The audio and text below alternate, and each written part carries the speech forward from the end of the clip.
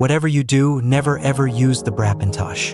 I woke up for work at 5 a.m. for my shitty low-income job. It was the usual same old desk job. I drove to work with my laptop on the car seat and I arrived to begin typing into a word processor for the 500th time. So I sat onto my chair and opened up the laptop to only notice that it had water damage and there was water dripping out of the laptop, so I called my boss up to let him know my laptop is broken. I received a penalty strike and I had to work another 50 shifts to get promoted to a new rank.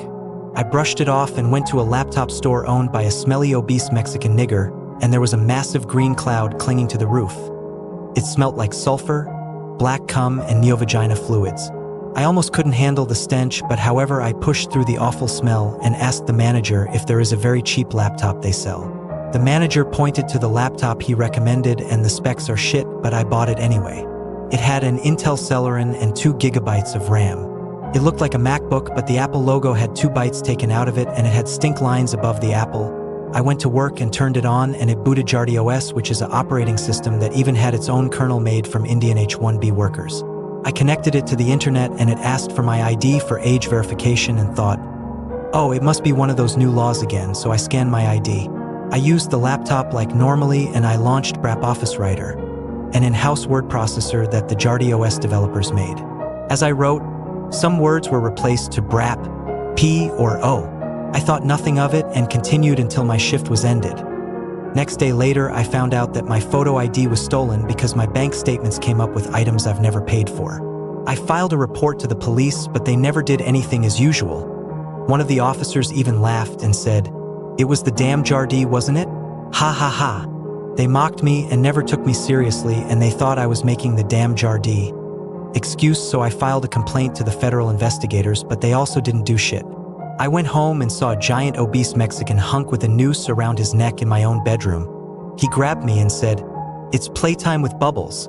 Let's have some fun." I have never been so horrified in my life.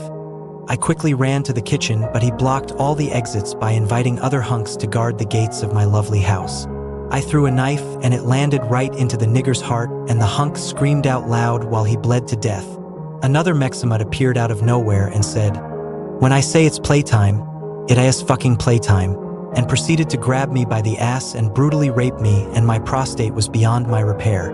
I managed to throw a vial of acid I bought off eBay for making drugs at the mutt's head, and his face melted off as he screamed in pure agony.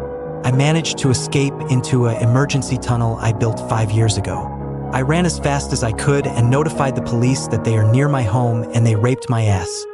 The officers noticed the bruises on my face and responded quickly. They drove to my house and arrested 5 mutts that doxed me via the brapintosh I bought before. They did a broad investigation and they found that were a total of 20 victims that were doxed via the device, and they were arrested.